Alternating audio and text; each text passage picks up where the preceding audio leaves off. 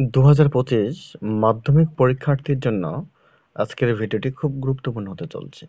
দেখো, তোমাদের প্রথম অধ্যায়ে বহির্জাত প্রক্রিয়া ও তাদের দ্বারা সৃষ্ট ভূমিরূপ থেকে ২ নম্বরের জন্য যে প্রশ্নগুলো খুব ইম্পর্টেন্ট দেখে নাও। সংজ্ঞা দাও আরোহণ অবরোহণ। ২ নগ্নীভবন কাকে বলে? পাখির পায়ের মতো প্রদীপ কিভাবে গড়ে ওঠে? হিমরেখা কাকে বলে? হিমশৈল কাকে বলে? ইনসেল বার্ডস কাকে বলে? গিরিখাত কাকে বলে? নদীর ষষ্ঠ হাতের সূত্রটি লেখো। পর্যয়ন কাকে বলে? ক্ষয়ীভবন কাকে বলে? কেনিয়ন কি? পেডিমেন্ট কি? ৩ মার্কের জন্য যে প্রশ্নগুলো দেখে নেবে এখান থেকে দেখো। নদীর মোহনায় বদ্বীপ গড়ে ওঠে না কেন? বদ্বীপ গড়ে ওঠার ৩টি অনুকূল শর্ত উল্লেখ করো। বিভিন্ন ধরনের গ্রাবরেখার সংক্ষিপ্ত বর্ণনা দাও। আই আকৃতির উপত্যকা ও ভি আকৃতির উপত্যকার মধ্যে পার্থক্য লেখো। বারখান ও সেপবালের মধ্যে পার্থক্য লেখো। মরু অঞ্চলে বায়ুর ক্ষয়কার্যের প্রাধান্য দেখা যায় কেন? কি কি কারণে মরুভূমির সম্প্রসারণ ঘটে? গিরিখাত ও ক্যানিয়নের মধ্যে পার্থক্য। সুন্দরবন অঞ্চলের উপর জলবায়ুর পরিবর্তনের প্রভাব কি? পেডিমেন্ট ও বাজাতের মধ্যে পার্থক্য লেখো। এখান থেকে ৫ নম্বরের জন্য যে দুটো প্রশ্ন খুব গুরুত্বপূর্ণ দেখো।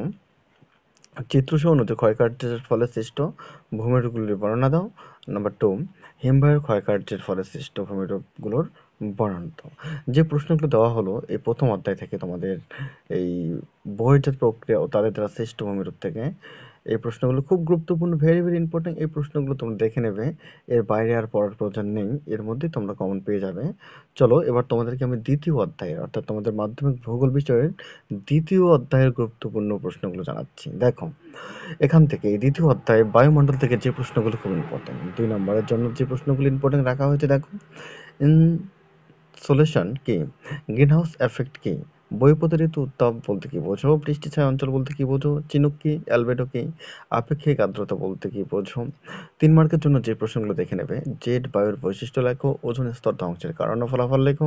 ঘূর্ণবাত ও প্রতীপ ঘূর্ণবাতের মধ্যে পার্থক্য লেখো। এল নিনো ও লা লিনা কি? বানানটা একটু মিষ্টি হয়ে গেছে, দেখে নেবা।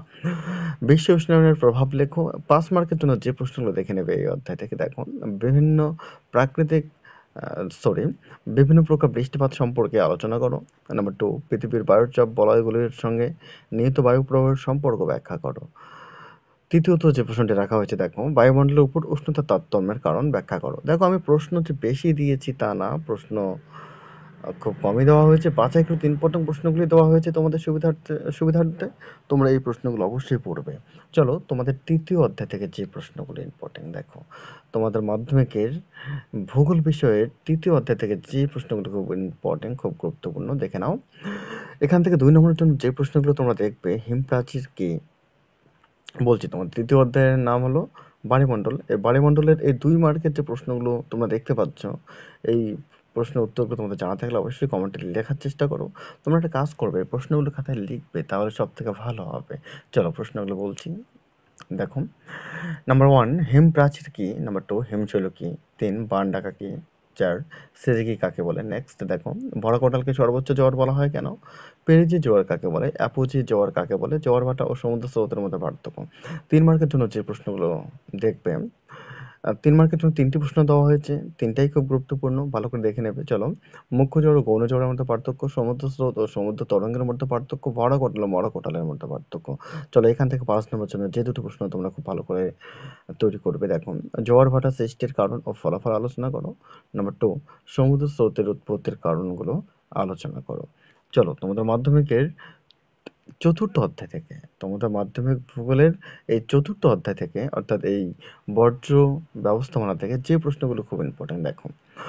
এখান থেকে ২ নম্বরের জন্য যে প্রশ্নগুলো তোমরা দেখবে, বৈদ্যুতিন বর্জ্য পদার্থ কাকে বলে? তেজস্ক্রিয় বর্জ্য পদার্থ কাকে বলে? কম্পোস্টিং কি?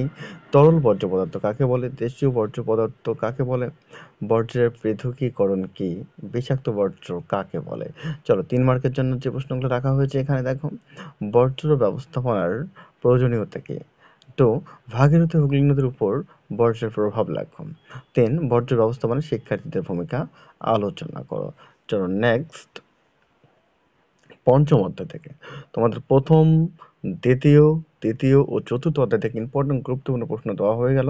তোমরা পঞ্চম অধ্যায় থেকে যে প্রশ্নগুলো পড়বে দেখো, লক্ষ্য করো। পঞ্চম অধ্যায়ের নাম হলো ভারত। এখান থেকে 2 নম্বরের জন্য যে প্রশ্নগুলো তোমরা দেখবে, লু ও আধি কি, মহানগর কাকে বলে, অর্থকরী ফসল বলতে কি বোঝো, মালনাদ ও ময়দান কি, হীরক চতুর্ভুজ কাকে বলে, সামাজিক বনাঞ্চল কি, তথ্য প্রযুক্তি শিল্প কাকে বলে, পেট্রোরসায়ন শিল্পকে আধুনিক শিল্পধারা বলা হয় কেন, মৌসুমী বিস্ফোরণ কি, বিশুদ্ধ ও অবিশুদ্ধ কাঁচামাল কি, জলপথকে উন্নয়নের জীবনরেখা বলা হয় কেন, ম্যানগ্রোভ অরণ্যের বৈশিষ্ট্য কি, সোনালী চতুর্ভুজ কাকে বলে, জনসংখ্যা ও জনঘনতা পার্থক্য লেখো, পেট্রো রসায়ন শিল্পকে উদীয়মান শিল্প বলে কেন, অনুসারী শিল্প কাকে বলে। 3 মার্কের প্রশ্ন দেখো, ভারতের জলবায়ু নিয়ন্ত্রকগুলি কি কি, বহুমুখী পরিকল্পনার উদ্দেশ্য কি কি। 3 নম্বরে দেখো, ভারতের জনসংখ্যা বৃদ্ধির কারণ কি, নগরায়নের সমস্যা আলোচনা করো, অরণ্য সংরক্ষণের প্রয়োজনীয়তা উল্লেখ করো, মৃত্তিকা ক্ষয়ের কারণ লেখো। চলো 5 নম্বরের জন্য যে প্রশ্নগুলো এখান থেকে দেখে নেবে দেখো, ভারতের জনজীবনে মৌসুমী বায়ুর প্রভাব উল্লেখ করো। নেক্সট, ভারতের চা, ধান, গম, কফি চাষের অনুকূল পরিবেশ আলোচনা করো। দেখো এই প্রশ্নটা একটু ঘুরিয়ে দেবে বলতে কিভাবে দেবে দেখো, চা নতুবা ধান নতুবা গম নতুবা কফি যে কোনো একটাও দিতে পারে। ভারতের চা চাষের অনুকূল পরিবেশ আলোচনা করে এভাবে হতে পারে, ভারতের ধান চাষের অনুকূল পরিবেশ আলোচনা করে এভাবে হতে পারে। প্রশ্নটা মেন কথা এখানে চা, ধান, গম, কফি যে কোনো একটা অনুকূল পরিবেশ তোমরা অবশ্যই পাবে, ভালো করে দেখবে এই প্রশ্নটি। চলো 3, উত্তর ভারতের ও দক্ষিণ ভারতের নদ নদীর তুলনামূলক আলোচনা। নেক্সট, পূর্ব ও মধ্য ভারতের লৌহ ইস্পাত শিল্পের কেন্দ্রীয় ভবনের কারণগুলি লেখো। তো তোমাদের ভূগোলের প্রত্যেকটি অধ্যায়ের, অর্থাৎ যে 5টি অধ্যায় রয়েছে 5টি অধ্যায়েরই গুরুত্বপূর্ণ প্রশ্নগুলো তোমাদের সামনে তুলে ধরা হলো। তোমরা যদি এই প্রশ্নগুলো ভালো করে পড়ো তোমরা এর মধ্যে পেয়ে যাবে। তো থ্যাংক ইউ, ধন্যবাদ সবাইকে।